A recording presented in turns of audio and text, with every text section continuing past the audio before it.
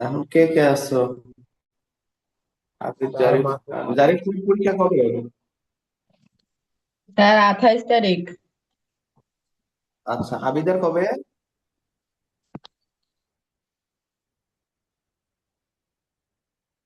আবির, তোমার পরীক্ষা কবে? রোজায়নেরটা কবে থেকে শুরু? স্যার 28 তারিখ। আচ্ছা, ঠিক আছে, তাহলে কাজ করো সবাই। স্যার আমাদের একটু। প্রথম পরীক্ষা গণিত। স্যার আসসালামু আলাইকুম। ওয়ালাইকুম আসসালাম। হ্যাঁ, তাই নাকি স্যার? এই তো স্যার ভালো, আপনি কেমন আছেন? এখন আমরা দুটো সৃজনশীল করবো, একটু পৃষ্ঠা সব পৃষ্ঠা আসো। তোমরা একটু 36 পৃষ্ঠা আসো। আসছো? 36 পৃষ্ঠার মধ্যে একটা স্যার সৃজনশীল আছে, আসসালামু পৃষ্ঠা। আলাইকুম। ওয়ালাইকুম আসসালাম। পৃষ্ঠা নাম্বার 36। 20 নম্বরের একটা অঙ্ক আছে, 20 নাম্বার। পৃষ্ঠা নাম্বার 36। পৃষ্ঠা 36। 20 নাম্বার সৃজনশীল আছে একটা। এই সৃজনশীলটা 2.3 তে, কিন্তু এটা 2.12 এর অঙ্ক। ঠিক আছে? 2.1 এর অঙ্ক এটা। তোমাদের তো আবার 2.1 2.2 সবার আছে।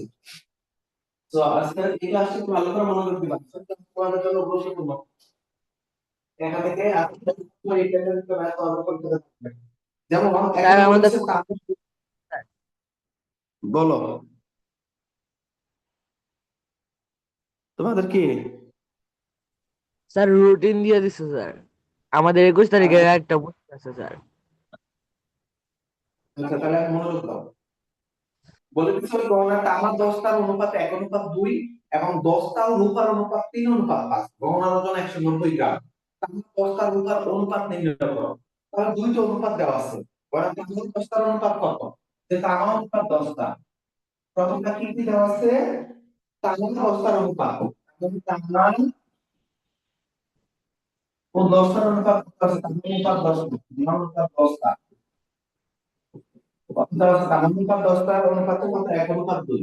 এই 1:2, সরি, একটু সবাই লিখবা, দ্রুত করবা, তুমি এটা চালু করবা। তামানুপাত 10টা হচ্ছে 1:2 এবং 10টা অনুপাত রূপা হচ্ছে 2:3। 10টা অনুপাত রূপা হচ্ছে 10টা অনুপাত রূপা ইকুয়াল টু হচ্ছে 3:5। 3:5। তাহলে এখানে দুইটা অনুপাত আছে। এই দুইটা অনুপাতকে একত্র বলা হয় ধারাবাহিক অনুপাত।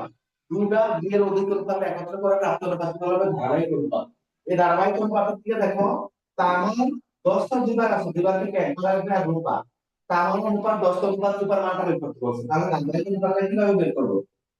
শিখেছিলাম যে প্রথম অনুপাতটাকে দ্বিতীয় অনুপাতের প্রথম সংখ্যাটা দ্বারা, অর্থাৎ প্রথম রাশি, এই প্রথম রাশি হচ্ছে 3।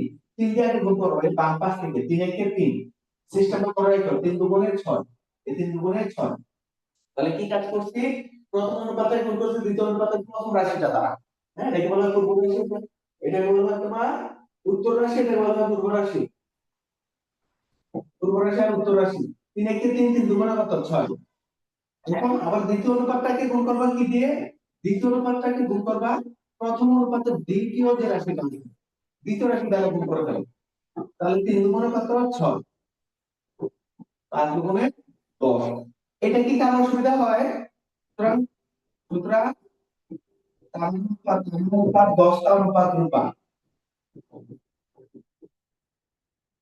কেউ 3 অনুপাত, এই যে 6 দুইবার আছে, দুইবার থেকে একবার।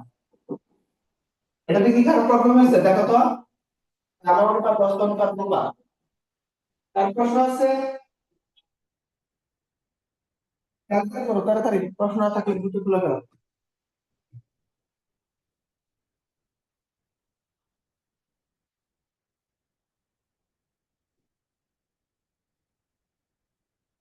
এরকম ক্লাস ভালো করে মনোযোগ দিও। আমরা 36 পৃষ্ঠা 20 নাম্বার সৃজনশীল করতেছি। 36 পৃষ্ঠা 20 নাম্বার সৃজনশীল। তারপর 2 পয়েন্ট, এটা 2.2 তে আসতেছি। 2 পয়েন্ট, এই সৃজনশীল গুলো হচ্ছে তোমার 2.1 2.2 এর সমন্বয়ে গঠিত। 2.3 নাই, তারপরে সমস্যা নেই। 2.3 আমরা করাচ্ছি না, এগুলো 2.1 টু রিলেটেড সৃজনশীল। আচ্ছা, সবার তোলা হয়েছে? সময় একটু রেসপন্স করতে হবে। সবার তোলা হয়েছে এটা? Yes. ওকে, একটু দ্রুত করতে হবে। তাহলে ক নাম্বার শেষ। ক নাম্বারে আসো। ক নাম্বার ক্ষেত্রে গহনা তামা দশটা রূপার ওজন পৃথক ভাবে বের করতে বলছে। তাহলে মনে রাখবে এখন যখন টোটাল পরিমাণ গহনার ওজন হচ্ছে 190 গ্রাম, তাহলে গহনাটা ওজন হচ্ছে 190 গ্রাম। তাহলে গহনাটা টোটাল তামা হচ্ছে 3 ভাগ, দশটা হচ্ছে 6 ভাগ, রূপা হচ্ছে 10 ভাগ।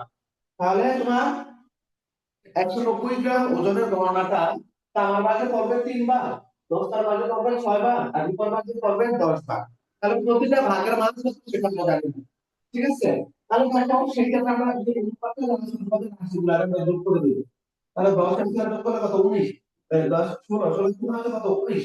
এই 19 দিয়ে আমরা টোটাল পরিমাণটাকে যদি আমরা টোটাল পরিমাণটাকে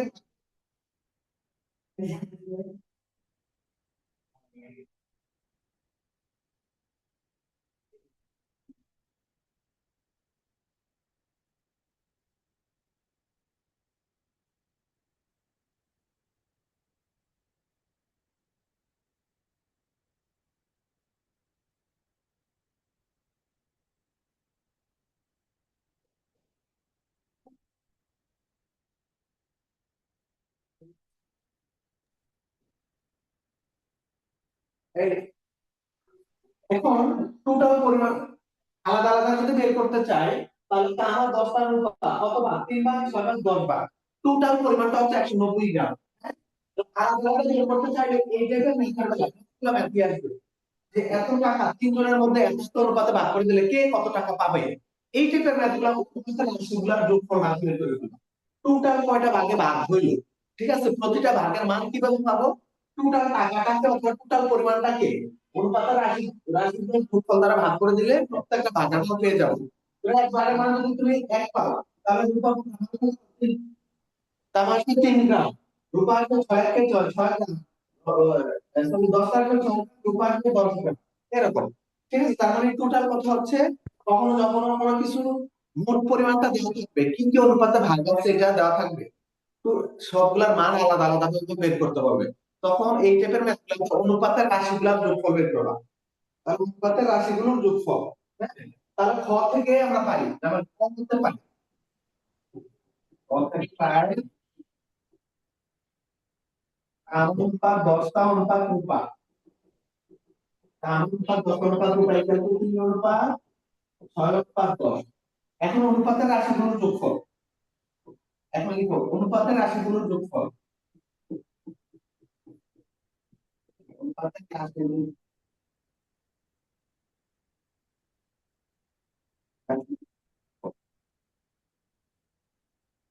অনুপাতের রাশিগুলোর যোগফল।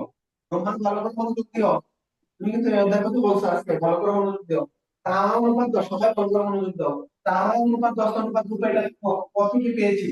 এখন অনুপাতের রাশিগুলোর যোগফল, এই যে 3 যোগ 6 যোগ 10, তাহলে কত হচ্ছে টোটাল 19। অনুপাতের রাশিগুলোর যোগফল আসবে 19।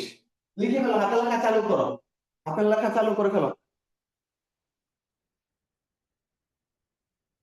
সবাই হাতের লেখা চালু করো। অনুপাতের রাশিগুলোর যোগফল হচ্ছে 19।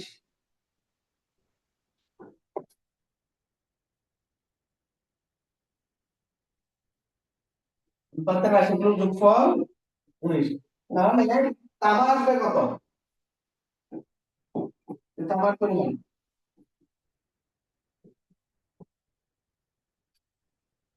বলতে গহনায় তামার ওজন, তামার ওজন কত আসবে, টোটালটা কিন্তু 190 গ্রাম ছিল, টোটাল গহনাটা ছিল 190 গ্রামের, টোটাল গহনা ছিল 190 গ্রাম। তাহলে তামার ওজন 190 গ্রামের কত, টোটাল ভাগটা যত আসে, শোনো টোটাল যে অনুপাতের রাশিগুলোর যোগফল এটা থাকবে হরের মধ্যে। তারপর তো তাহলে বের করতেছি, তাহলে কয় ভাগ ছিল, 3 ভাগ। যেটা বের করতেছে এইটার অনুপাতের হলো এটা, এই সংখ্যাটা কত ছিল এটা থাকবে উপরে।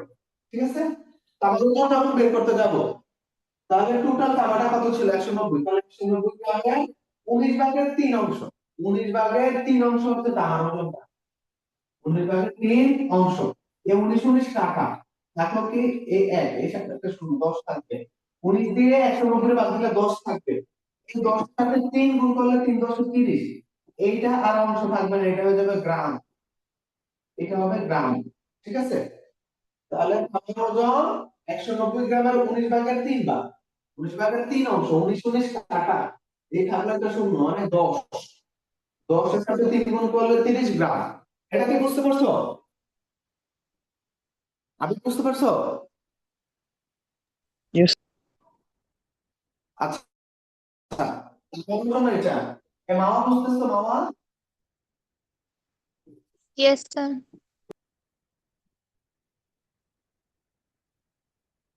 10 টার ওজন কত আসবে?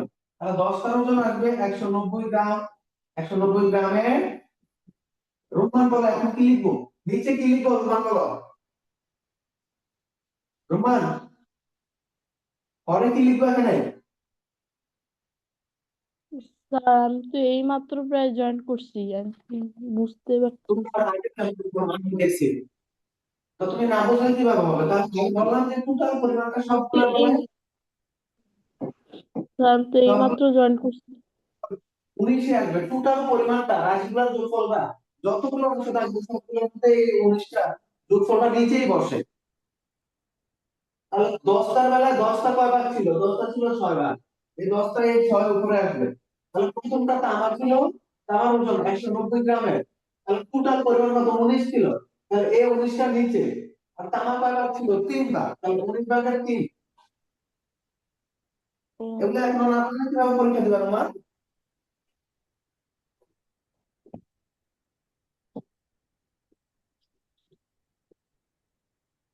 19 কাটা থাকে হচ্ছে 10, 6 10 60, 60 গ্রাম।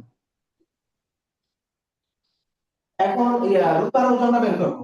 এখন রূপারটার বেলা বলো, রূপার কি লিখবো বলো? রূপার ওজন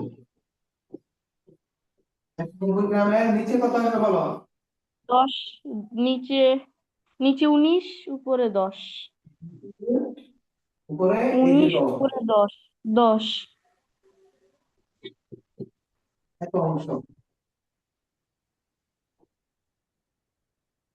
19 স্যার 19 100 গ্রাম। কাটা থাকবে হচ্ছে 10, 10 এর সাথে 10, 100, 10 100 গ্রাম। 10 এ 100 গ্রাম। 100 গ্রাম। এখন দেখো, এখন সবগুলা যোগ করে দেখো 190 হয়। 30 আর 60 এর 90, 90 সাথে 100 যোগ করলে 190। টোটাল পরিমাণ কিন্তু 190 ছিল। সুতরাং তামার ওজন 30 গ্রাম লাগবে, সুতরাং শেষে তামার ওজন 30 গ্রাম, দস্তার ওজন 60 গ্রাম এবং রূপার ওজন হচ্ছে 100 গ্রাম। এটাই উত্তর। শেষ। সুতরাং তামার ওজন 10 গ্রাম, দস্তার ওজন 60 গ্রাম, কমা দিয়ে আলাদা, কমা দিয়ে আলাদা হবে। এবং রূপার ওজন হচ্ছে 100 গ্রাম।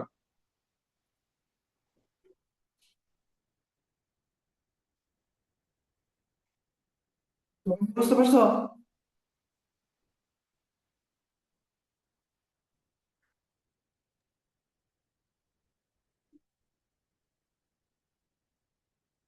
আর জারিফ খান বুঝতেছো না? জারিফ,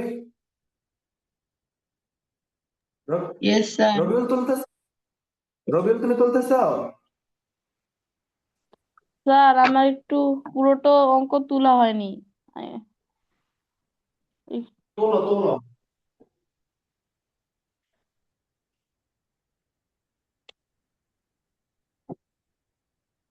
হাতের লেখা চালু করো, হাতের লেখা চালু করতে হবে।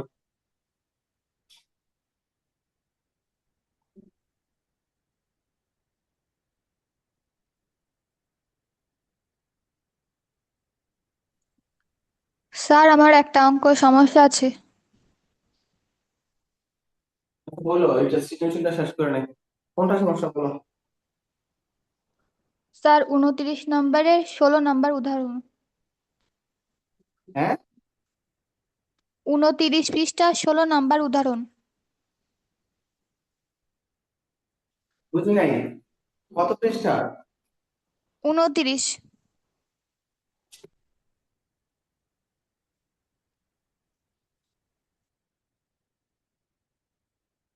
হুম, আচ্ছা ঠিক আছে, করে দেবো না এটা। তো দাঁড়াও, এটা চেক করে নিই। এটা একটু পরে মনে করো, হ্যাঁ স্যার কে চেক করে নিই। এটা তোলা হয়েছে সবার? Note Yes, sir. ওকে, আমাদের তারপর গতে আসি। এই অঙ্কটাই গ, এটা একটু ভালো করে মনোযোগ দিও। এর অঙ্ক গ নাম্বারটা একটু ভালো করে মনোযোগ দিও। ওই গহনায় কি পরিমাণ দস্তা মিশালে তাহাও দস্তার অনুপাত 1:3 হবে।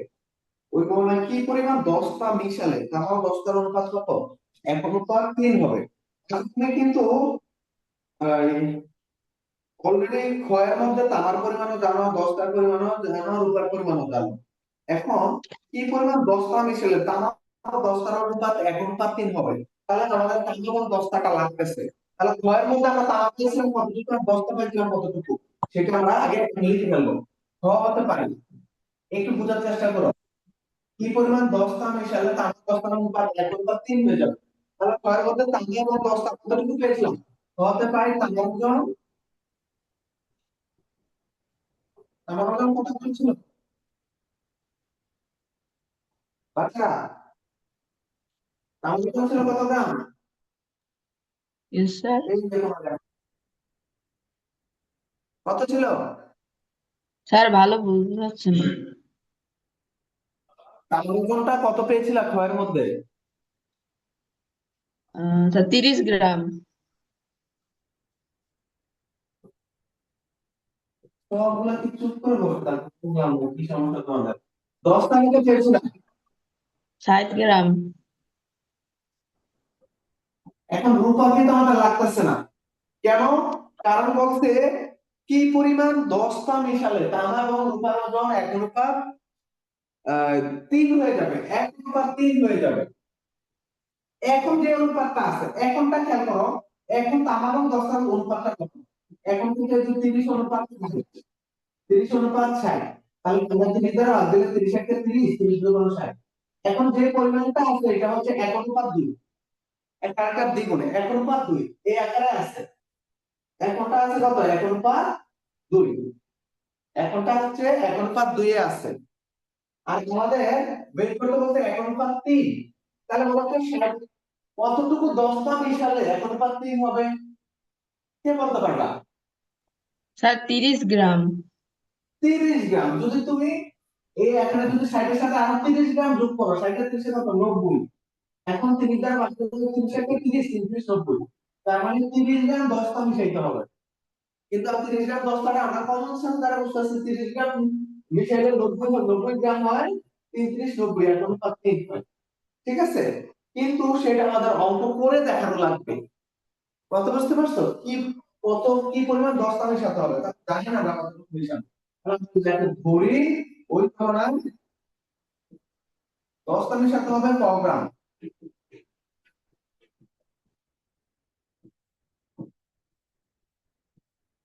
ধরি ওই ধরনের দস্তা মিশাতে হবে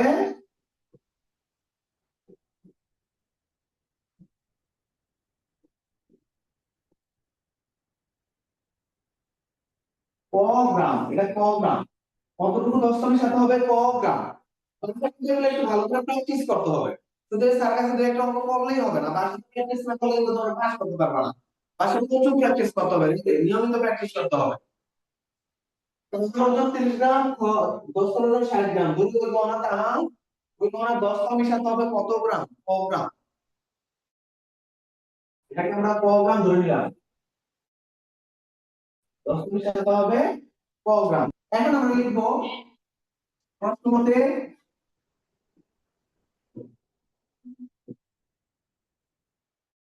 গণনা কি পরিমাণ দস্তা মিশালে তামা ও দস্তার অনুপাত 1:3 হবে। তাহলে তামার অনুপাত, তামার ও দস্তার অনুপাতটা কত? 1:3 হবে। তাহলে এটা হচ্ছে তামা, এটা হচ্ছে দস্তা। হ্যাঁ, তাহলে তামাটা কত ছিল? তামা 30। তাহলে এটা হচ্ছে বাম পাশে কত অংশ তামা, ডান পাশে কত অংশ তামা। তামা। এটা হচ্ছে অনুপাত, এটা হচ্ছে পরিমাণটা দেওয়া আছে। তাহলে এখানে 10 টাকা ছিল 60, একসাথে কতটুকু মিশাতে হবে মানে যোগ করতে হবে। একসাথে কতটুকু যোগ করতে হবে? আগে ছিল 60, তাহলে এর সাথে আমরা যোগ করব কতটুকু? না, এই 60 যোগ কর। ঠিক আছে, এটা তামা, এটা দস্তা। বলছে তামার ওজন 60 গ্রাম, এর সাথে কত গ্রাম দস্তা মিশাতে হবে? তামা ছিল, সরি, আমার ছিল 30 গ্রাম, এই 30। তাহলে বস্তা কত? 60, এর সাথে মিশাবো কত? ক, মানে 60 যোগ ক। ঠিক আছে, কতটুকু মিশাতে হচ্ছে? তার মানে এটা আগের পরিমাণটার সাথে যোগ করতে হয়, যোগ। এটা হচ্ছে অনুপাত 10টা, এটা হচ্ছে তামা অনুপাত 10টা। ঠিক আছে, অনুপাতকে আমরা ভগ্নাংশ করে লিখতে পারি। এক অনুপাত লিখতে লেখা যায় 1/3 ইকুয়াল টু 30 অনুপাত, এটাকে লেখা যায় 30/60 যোগ ক। যদি কার কোনো প্রশ্ন থাকে করতে পারো, দেখো বুঝতেছো কিনা। Yes sir. এখন জাস্ট তোমার পয়ের মানটা যেহেতু বের করতে হবে, পয়ের মানটাই তোমার বের করতে হবে, তাহলে আড়াআড়ি গুণ করবা। একের সাথে এভাবে গুণ। দেখো আমরা আড়াআড়ি গুণন বা কোণাকুণি গুণন, আড়াআড়ি অথবা কোণাকুণি। একের সাথে 60 প্লাস ক গুণ করলে 60 প্লাস কই হয়, 60 প্লাস ক গুণ 1, এটাকে বলে কোণাকুণি গুণন। 30 গুণ 30 এর সাথে কত আসবে? 3। ঠিক আছে, এই যে এরকম। এখন এক দিয়ে তুমি ব্র্যাকেটের ভিতরে পুরাটাকে গুণ করলে এক, এক দিয়ে যারে গুণ করো ততই আসবে। তাহলে কত আসবে? 60 যোগ ক ইকুয়াল টু 39/90।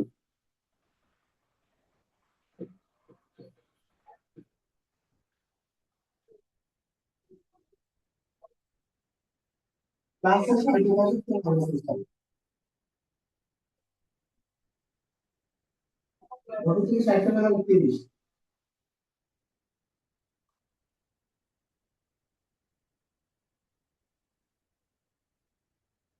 ক্যালকুলেশন ভালো করে প্র্যাকটিস করতে হবে। তার সাথে একবার দেখো, খাতা বন্ধ করে রাখো, তাহলে আর লাভ হবে না। ভালো প্র্যাকটিস করতে হবে।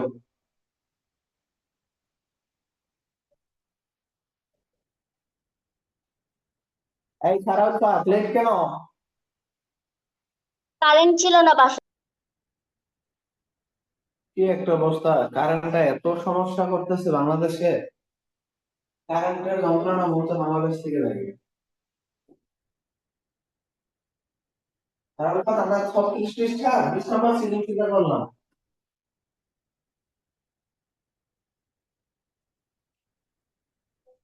একটু সবাই হাতে লাগে চালু করো।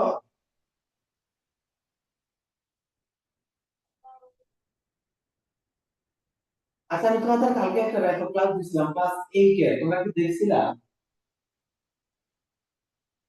Yes sir. 8 এর রেকর্ড ক্লাসটা দেখছো? 8 এর জি স্যার। কেউ দেখো নাই? আর যারা দেখো নাই তারা একটু দেখে নিও, তোমাদের জন্য অত্যন্ত স্যার কাজের জিনিস এটা। দেখছিলাম। আচ্ছা, যারা দেখো নাই তারা দেখে নিও।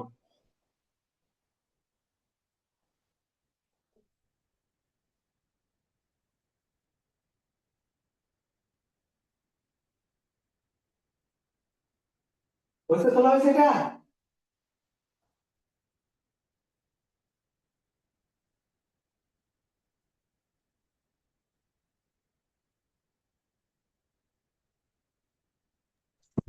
শেষ। আচ্ছা, তারপরে সবাই ভালো তুমি প্রয়োজনে একটা স্ক্রিনশট দিয়ে রাখো। আমরা এবার পৃষ্ঠা নাম্বার 37 এ আসো। পৃষ্ঠা 37,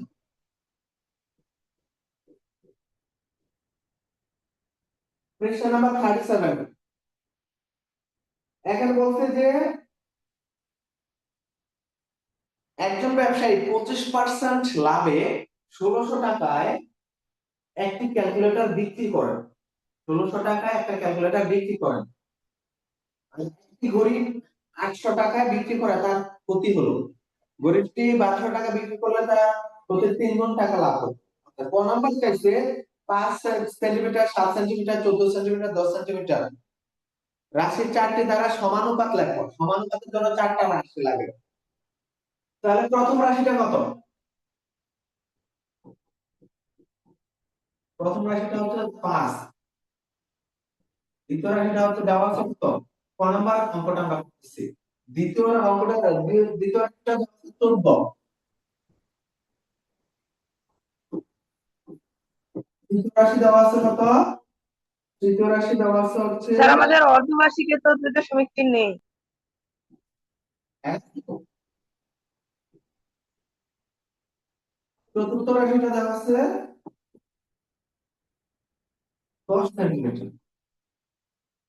এটা হচ্ছে প্রথম রাশিটা। প্রথম রাশি 5 সেন্টিমিটার, দ্বিতীয়টা 7, তৃতীয়টা 14, চতুর্থটা হচ্ছে 10 সেন্টিমিটার দেওয়া আছে। এখন সমানুপাত বের করতে হবে। সমানুপাতের নিয়ম হচ্ছে প্রথম রাশি অনুপাত দ্বিতীয় স্যার রাশি। আমাদের অর্ধবার্ষিকে তো 2.3 নেই। 2.3 এর অঙ্ক না এটা। এটা 2.1 আর 2 এর অঙ্ক। এটা 2.1 প্লাস 2.2 এর অঙ্ক।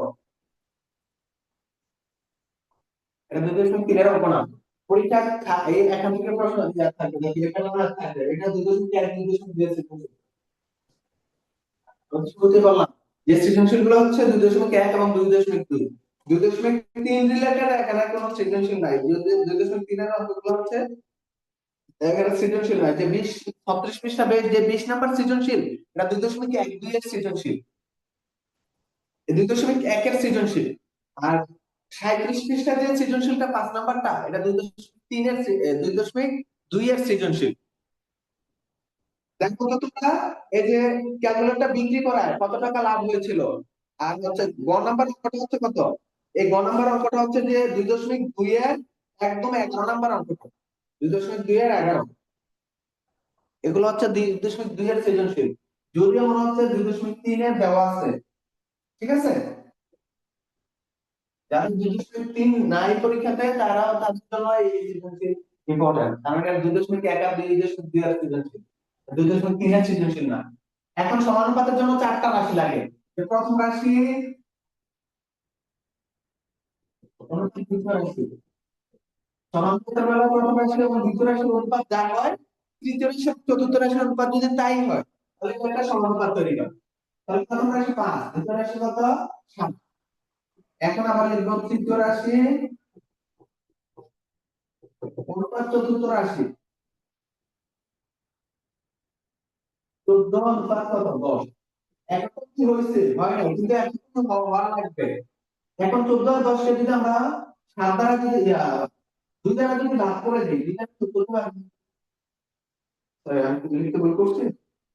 5 7, তারপর হচ্ছে তৃতীয়টা কত 14 এবং 10 সেন্টিমিটার। রাশি 4টি দ্বারা, আচ্ছা রাশি 4টি দ্বারা, 4টা রাশি দ্বারা বলছে আমাদের সমানুপাত তৈরি করতে, বুঝছো? সমানুপাত তৈরি করতে বলছে। তাহলে এটাকে আমরা,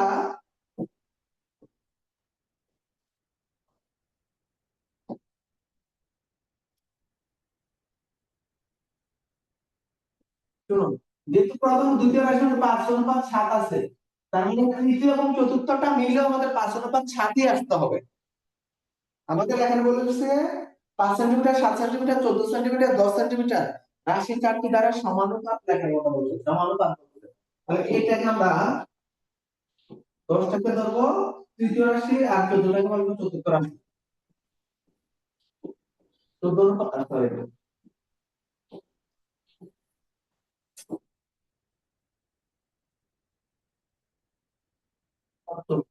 যদি 2 দ্বারা ভাগ করে দাও 5, 2 দ্বারা ভাগ করে কত দাও 7।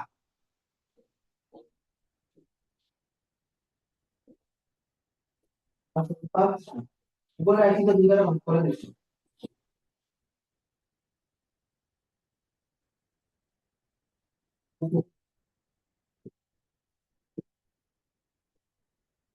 ভাগ। তাহলে দেখো প্রথম ও দ্বিতীয় রাশির অনুপাত যা আসছে, তৃতীয় এবং চতুর্থ রাশির অনুপাত কিন্তু তাই আসছে। এই যে দেখো সেম জিনিস। ঠিক আছে, সুতরাং এটা একটা সমানুপাত তৈরি করা হয়েছে। সমানুপাত তৈরি হয়েছে। প্রথম রাশি অনুপাত দ্বিতীয় রাশি, প্রথম ও দ্বিতীয় রাশির অনুপাত যা, তৃতীয় এবং চতুর্থ রাশির অনুপাত তাই আসছে। তাই যদি আসে সেটা সমানুপাত তৈরি হয়।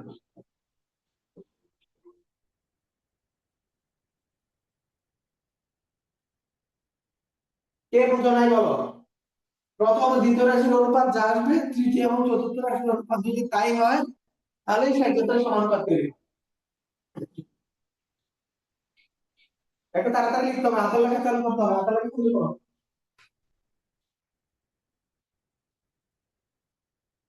হাতের লেখা চালু করো।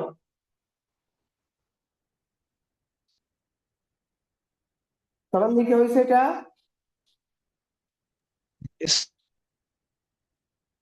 হ্যাঁ, আচ্ছা লিখে চালু করো। খতে আসো। খতে এসে ক্যালকুলেটর বিক্রি করা ওই ব্যবসায় কত টাকা লাভ হয়েছিল, কত টাকা লাভ হয়েছিল। তাহলে ব্যবসায়ী কি করছিল, একটু তোমার ব্রেনটা একটু খাটাও।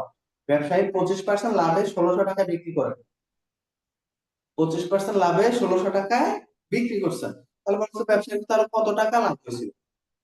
25% লাভে বিক্রি করছে, তার মানে তোমার যদি পণ্যটা কিনো 100 টাকা দিয়ে, বিক্রি করছো কত, 125 টাকায় বিক্রি করছো, 125 টাকা দিয়ে। তাহলে লাভ হয়েছে না ক্ষতি হয়েছে, আমরা কম্পেয়ার করবো কিভাবে, কিনছি কত টাকা দিয়ে আর বিক্রি করছি কত টাকা দিয়ে, এই দুইটা কম্পেয়ার করলে তো বোঝা যাবে। কিনছি আমি 200 টাকা দিয়ে, বিক্রি করলাম 180 টাকা, তার মানে আমার, সরি 220 টাকা, তার মানে আমার লাভ হয়েছে কত টাকা, 20 টাকা। যেহেতু তুমি বিক্রয় মূল্য জানো 1600 টাকা, 1600 টাকা বিক্রি করছে, এখন তোমার ক্রয় মূল্যটা কত সেটা জানতে হবে। বিক্রয় মূল্য থেকে ক্রয় মূল্যটা মাইনাস করে দিলেই তুমি বুঝবা যে তোমার কত টাকা লাভ হয়েছে। কথা কি ক্লিয়ার কিনা বাচ্চারা বলো? তাহলে এখন আমাদের কোন মূল্যটা বের করতে হবে? কোনো রেসপন্স নেই। তাহলে বিক্রয় পরের লাভ মূল্য, কি? বিক্রয় মূল্য মাইনাস ক্রয় মূল্য। বিক্রয় মূল্য তো দেয়াই আছে, এখন তো তুমি তো ক্রয় মূল্যটা জানো না। এই যে বক্সে না 1600 টাকা বিক্রি করছে, 125 টাকা, ক্রয় মূল্য 100 100 টাকা, ক্রয় মূল্য 100 টাকা হলে বিক্রয় মূল্য 125 টাকা। বিক্রয় মূল্য 125 টাকা হলে ক্রয় মূল্য 100 টাকা। আরে বাচ্চারা আমি কি বুঝাতে চাচ্ছি সেটাই বুঝতেছে না। তোমার জানতে হবে এখন বিক্রয় মূল্যটা কত, সরি বিক্রয় মূল্য তো 1600 টাকা জানাই আছে, এখন ক্রয় মূল্যটা কত সেটা জানতে হবে। ক্রয় মূল্যটা কত সেটা তোমার বের করতে হবে। তাহলে 1600 টাকা থেকে ক্রয় মূল্যটা মাইনাস করে দিলে বোঝা যাবে কত টাকা লাভ হয়েছে। লাভ ক্ষতির অঙ্কগুলাতে অনেক 25% লাভে বা 25% ক্ষতিতে এই ব্যাপারগুলো যখন আসবে, ক্রয় মূল্যটা সব সময় 100 টাকা, 100 টাকা ধরতে হবে। তাহলে ক্রয় মূল্য 100 টাকা হলে 25% লাভে বিক্রয় মূল্য কত, 125 টাকা। এটা ফার্স্ট স্টেপে সব ম্যাথের মধ্যে, সেকেন্ড স্টেপে প্রশ্ন অনুযায়ী আসবে। যেহেতু 25% লাভের কথা বলছে, তার মানে তোমার পণ্যটার ক্রয় মূল্য ছিল 100 টাকা, এই ক্রয় মূল্য 100 টাকা, 25% লাভে বিক্রয় মূল্য, ক্রয় মূল্য 100 টাকা হলে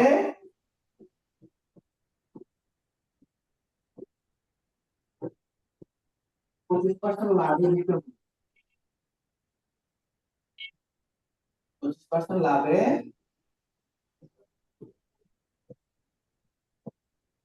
বিক্রয় মূল্য কত, 100 যোগ 25, কিন্তু 125 টাকা। ক্রয় মূল্য 100 টাকা হলে 25% লাভে বিক্রয় মূল্য হচ্ছে 125 টাকা। ঠিক আছে, এখন যেহেতু তোমার আমাদের জানা নাই, দ্বিতীয় অংশের মধ্যে জানা নাই ক্রয় মূল্যটা কত, বিক্রয় মূল্য জানি, তাহলে আমাদের ক্রয় মূল্য বের করতে হবে, ক্রয় মূল্যটা জানতে হবে। তাহলে ক্রয় মূল্য জানতে হলে আমরা বিক্রয় মূল্য দিয়ে শুরু করবো। তাহলে বিক্রয় মূল্য 125 টাকা হলে ক্রয় মূল্য 100 টাকা, বিক্রয় মূল্য 1 টাকা হলে ক্রয় মূল্য কত, বিক্রয় মূল্য 1600 টাকা হলে ক্রয় মূল্য কত। সব অঙ্কের মধ্যে ক্রয় মূল্যটাকে অলওয়েজ আমরা 100 টাকা ধরে স্টার্ট করবো। যে 25 এত% লাভে বিক্রয় করছো এই, তাহলে এই ব্যাপারগুলোতে পার্সেন্টের অঙ্কগুলাতে এত পার্সেন্ট লাভে এত পার্সেন্ট ক্ষতিতে বিক্রি করা, এই টাইপের ম্যাথগুলাতে ক্রয় মূল্যটাকে অলওয়েজ 100 টাকা ধরে নিবা। ঠিক আছে, এগুলো ক্লাস 5 এ তোমরা করে আসছো। ক্রয় মূল্য 100 টাকা হলে 25% লাভে বিক্রি মূল্য 100 যোগ 25 টাকা। এখন যেহেতু তুমি বিক্রয় মূল্য জানো, জানো না ক্রয় মূল্য, ওই জন্য আমরা বিক্রয় মূল্য থেকে শুরু করবো, ক্রয় মূল্যটা বের করবো। তাহলে বিক্রয় মূল্য 125 টাকা হলে ক্রয় মূল্য হচ্ছে 100 টাকা।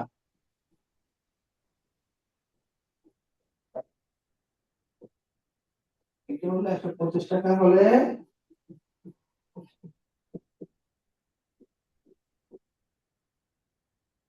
দূরে এ বিক্রয় মূল্য 1 টাকা হলে ক্রয় মূল্য কত, 125 টাকা। আর বিক্রয় মূল্য 1600 টাকা হলে, বিক্রয় মূল্য 1600 টাকা হলে ক্রয় মূল্যটা কত, 125। তার কাছে ক্যালকুলেটর থাকলে 125 দিয়ে 16টাকে ভাগ করো তো।